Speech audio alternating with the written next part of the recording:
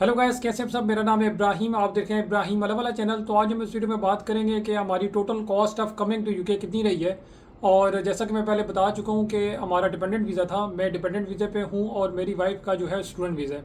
और हम सितंबर 2022 में यूके पहुंचे थे। तो आज हम इस वीडियो में हम फ्रॉम स्टार्ट टू एंड हमारी किस किस चीज़ पे कितनी कॉस्ट आई है वो सब मैं आपको बताऊंगा। और साथ साथ हम कंपैरिजन भी कर रहे होंगे कि अगर आज आप स्टूडेंट या डिपेंडेंट वीज़े पे आ रहे हैं तो आपकी कितनी कॉस्ट आएगी। तो चलिए स्टार्ट करते हैं इस वीडियो को।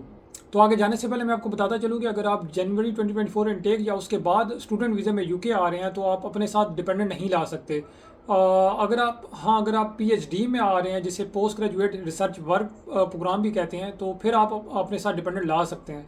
मगर अगर आप बैचलर्स या एमएससी या मास्टर्स में आ रहे हैं तो आप अपने साथ डिपेंडेंट नहीं ला सकते फ्रॉम जनवरी 2024 इनटेक या उसके बाद अगर आप यूके में आ रहे हैं तो चलते हैं हम अपनी टोटल कॉस्ट की तरफ। एक साइड पे हम अपनी सितंबर 2022 की कॉस्ट मेंशन कर रहे होंगे और साथ साथ हम अगर आज की 2024 इनटेक की अगर आप उसमें आ रहे हैं तो उसकी कॉस्ट यहाँ पे हम मेंशन कर रहे होंगे।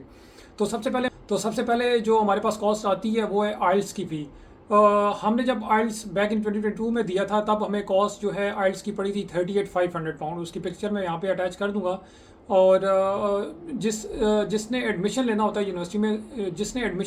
यूनिवर्सिटी में, सिर्फ उसी को ही आइल्स की रिक्वायरमेंट होती है। अगर आज की बात करें तो ये कॉस्ट जो मैंने चेक की है ऑलमोस्ट, ये आइल्स यूके वीआई एकेडमिक जो है वो उसकी कॉस्ट ऑलमोस्ट 52,000 तक पहुंच चुकी है। तो सेकंड में हमारे पास जो one of the major cost आती है वो यूनिवर्सिटी फ़ी आती है। यूजुअली जो बच्चे आ रहे होते हैं वो इनिशियल फ़ी ही जमा करवा के आ रहे होते हैं। हमने भी सिर्फ इनिशियल फ़ी जमा करवाई थी जो कि थी 5,000 पाउंड। और उस टाइम जो रेट चल रहा था वो 265 चल रहा था पाउंड का। और पाकिस्तानी रुपीज़ में हमें जो ऑलमोस्ट हमारे ये पड़े थे ऑलमोस्ट 13 लाख, जो हमने इनिशियल फ़ी के जो 5,000 पाउंड पे की थी यूनिवर्सिटी को। तो आज भी हम जो लेके चल रहे होंगे इसकी calculation, for the sake of calculation, वो 5,000 पाउंड ही लेके चल रहे होंगे, क्योंकि कुछ बच्चे तो सारी फ़ी पे कर देते हैं, लेकिन हम यहाँ पे 5,000 ही मेंशन करेंगे। तो थर्ड नंबर पे हमारे पास जो कॉस्ट आती है वो आईएचएस की फ़ी आती है। और आपको पता ही होगा कि रिसेंटली यूके गवर्नमेंट ने आईएचएस और वीज़ा फ़ी दोनों बढ़ा दी हैं। तो आईएचएस फ़ी जो हमने अपने टाइम पे की थी वो ऑलमोस्ट 700 पाउंड पर ईयर पे की थी। तो हमारा कोर्स 2 साल का था, तो हमें ऑलमोस्ट 1400 पाउंड पर पर्सन हमने ये आईएचएस फ़ी पे की थी। इसे इंश्योरेंस हेल्थ सरचार्ज भी कहते हैं, जो कि आप यहाँ पे आके जो फैसिलिटी लेते हैं हॉस्पिटल वगैरह की, ये उसकी फ़ी होती है। तो ये पाकिस्तानी रुपीज़ में ऑलमोस्ट 3,30,000 बने थे पर पर्सन हमारे।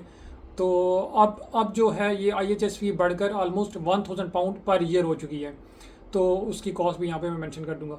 तो आईएचएस फ़ी वैसे कैलकुलेट करने का भी एक तरीका होता है, उसकी पिक्चर यहाँ में मैं अपलोड कर दूंगा तो आप देख सकते हैं।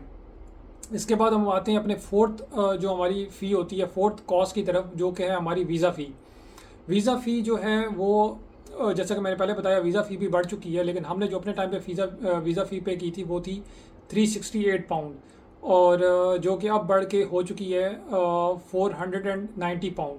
और इसकी मैं पिक्चर यहाँ पे अपलोड कर दूंगा। इसमें भी सर्विसेज आती हैं, इसमें भी डिफरेंट कैटेगरीज आती हैं, उसकी मैं पिक्चर यहाँ पे अपलोड कर दूंगा।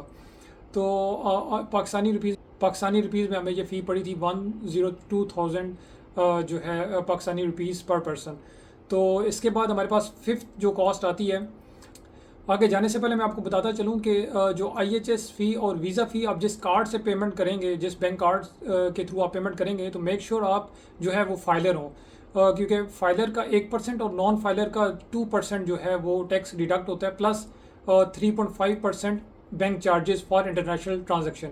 तो मैंने भी जब अपने स्टैंडर्ड चार्टर्ड बैंक से फ़ी जब पे की थी आईएचएस और वीज़ा फ़ी, तब मैं एक्टिव फाइलर नहीं था, तो इसलिए मुझे भी जो है वो 2% फ़ी पे करनी पड़ी नॉन फाइलर की।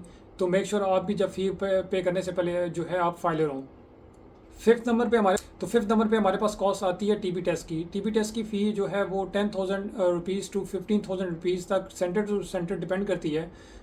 हमने जो फ़ी पे की थी वो ऑलमोस्ट 11,000 रुपीज़ पर पर्सन पे की थी। तो आज भी हम इसे for the sake of calculation 12,000 rupees ही लेकर चलते हैं। सिक्स नंबर पे हमारे पास फ़ी आती है टिकट्स की फ़ी।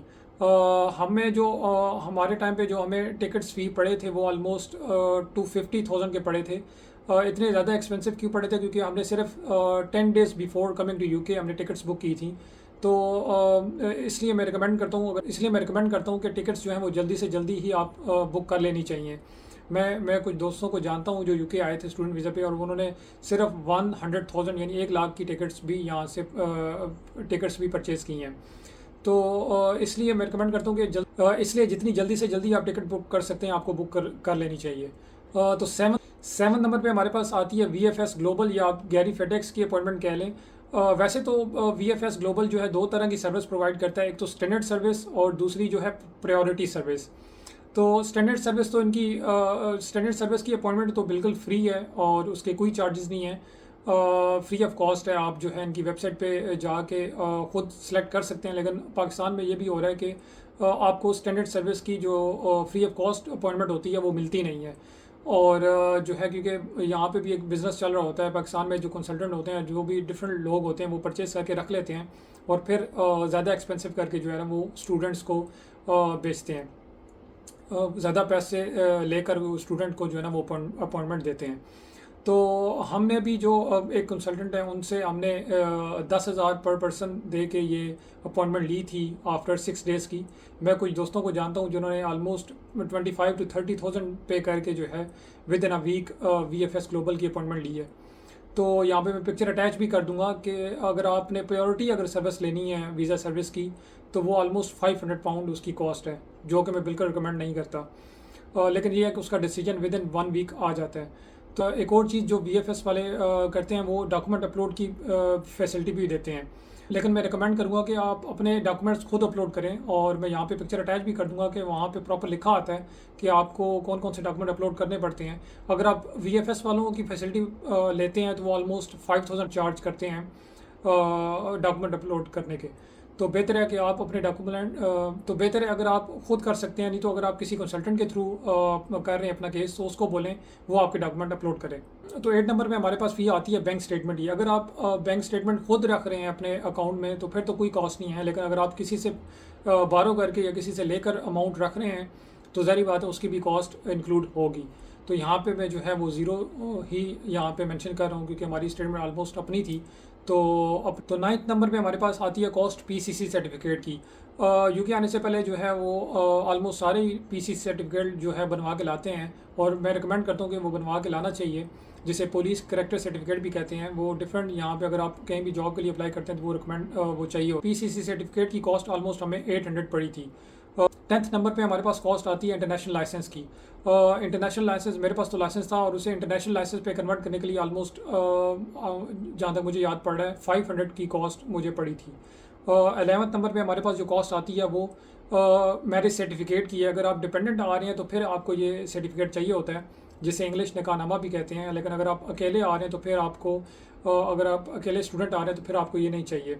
इसकी कॉस्ट ऑलमोस्ट जो है वो 1000 आई थी, ये यूनियन काउंसिल से बन जाता है। 12th नंबर पे हमारे पास कॉस्ट आती है FRC की। ये भी अगर आप डिपेंडेंट के साथ आ रहे हैं तो फिर FRC की जो है FRC आपको चाहिए होती है, ये नादरा से बनती है और इसकी कॉस्ट भी ऑलमोस्ट मुझे 1000 रुपीज़ आई थी।